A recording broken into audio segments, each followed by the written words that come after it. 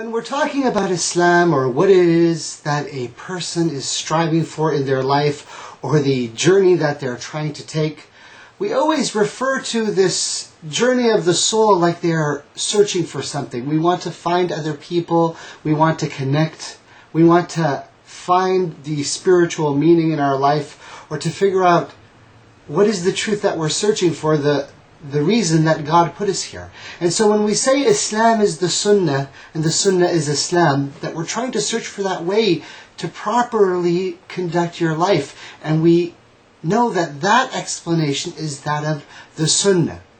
The way that the Prophet ﷺ, peace and blessings be upon him, conducted his life is the greatest of examples.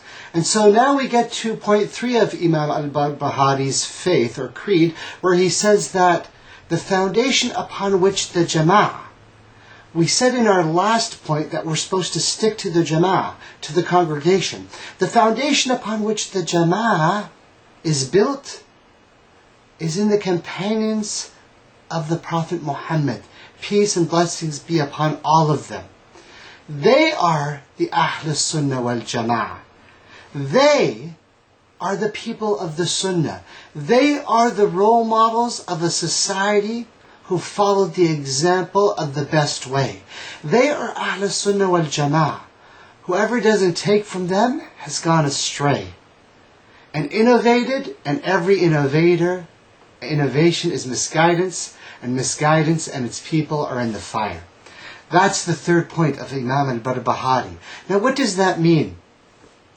To follow the Jama'ah and stay with the congregation. We said that we were talking about following the believers and the path of the congregation of believers. But we have to define that a little bit more clearly. Obviously, during the lifetime of the Prophet and his companions, we have a clear example. But now we have later times, and many of us, such as myself, are alive now during this time and age, and most people alive have not seen the Islamic Empire.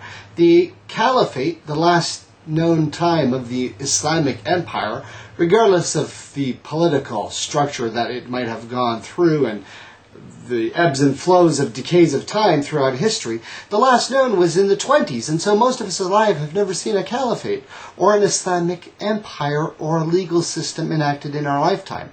Now some may claim that there are different ruling parties in different countries and different Islamic laws, and that's a whole other political conversation. But the idea of finding the truth, or finding the true group that is following the companions, what does that mean? To stay with the Jama'ah, or stick to the Jama'ah is that which the companions of the Messenger, peace and blessings be upon all of them, were upon. And so we're not talking about the political ramifications. Well, when some people talk about the Jama'ah, they start to talk about how it's not the duty of the people of faith to rebel against the established law in a Muslim country. Here's where we get into the political arguments of those who say, well, it's not the job of XYZ to rebel against the country. According to the majority of Ahl Sunnah, the people of Sunnah, they didn't used to think it was their duty to rebel against the government.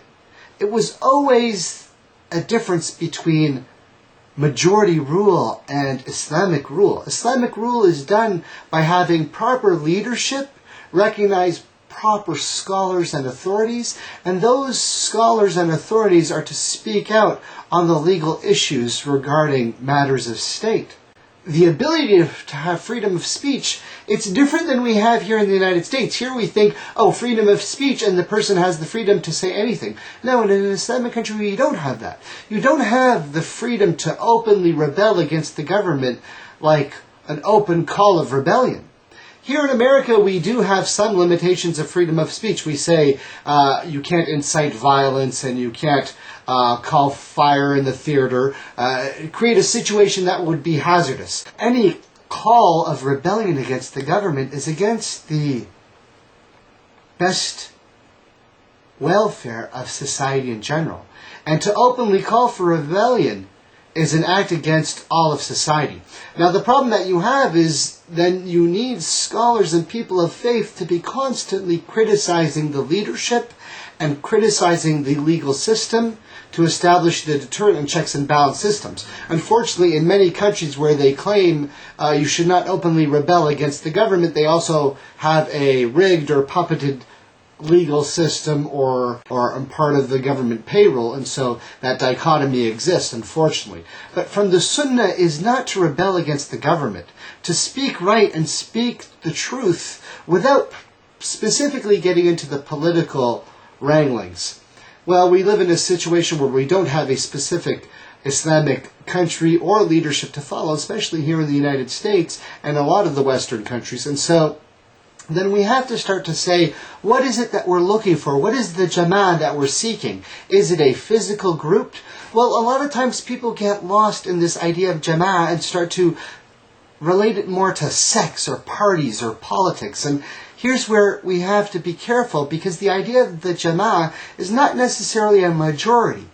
Have you been paying attention? If you listen to part 1 or part 2 or parts of the introduction to the Sunnah, you heard me reference sticking to the jama as the majority, and I specifically corrected myself, and I'm doing it here again. Why? Because we have the narration of Abu Shama, who said, the order to stick to the Jama means what? Remember in the beginning I said what we're looking for is the truth. We're all searching for the truth. He said, Abu Shama, the order to stick to the Jama means sticking to the truth. And the followers of the truth and those who are following the truth, because it is the truth that the original companions were upon. The original Jama'ah, the original Ahl Sunnah were on the truth. The first generation were upon the truth. That generation that followed the Prophet. And that's why Imam Barbahaaree says, that first generation are the Jama'ah. They are the foundation of the Jama'ah. They are the Ahl Sunnah. They are the people of Sunnah. That's why they have that explanation. Abu Shama goes on to say, no attention should be made to the numbers of people, of the futileness of later generations. Meaning, don't pay attention to the large number or the large masses of people to come later on. No. That's party politics. That's majority rule. That's not what we believe. It is those companions who are sticking on to the truth. The truth of what? That which was understood by the companions and that first generation, which is the best example, who followed the Sunnah in their lives. The Prophet by his example and those who are around him. And that's why the Prophet ﷺ said, the Jama'ah is what? That which I and my companions are upon. That which I and my companions were upon. And this is the understanding. So we say we are to stick to the Jama'ah.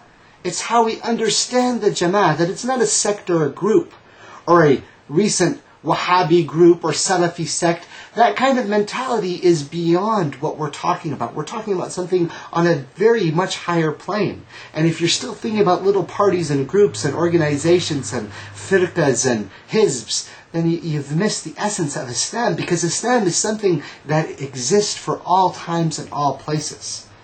It has nothing to do with the color of a person or the language that they speak or the country that they're in. It is those who are following the truth of what the first generation understood by the best example. And so we're talking about the companions. So now we get into the final part of our talk, which is, who are the companions? They're somebody who met the Prophet, sat with him, talked with him, or met him even for some little time. Now we're talking about somebody who was old enough to be an adult, a male or a female, sane and mature, and they sat with the Prophet. Now when Imam Barbahaaree says every innovation is misguidance and the people of misguidance are in the fire, he's saying, if you claim that the deen is incomplete, then you're saying Allah and His Messenger made a mistake, and that's ridiculous. And if you're claiming something new to the religion, then you have clearly gone astray, that the religion is incomplete and it needs nothing new. Those are the explanations, and that is what it means to be upon the correct path. Part 3, the companions are the foundation of the Jama'ah. The companions are the foundation. Assalamu alaikum. Peace.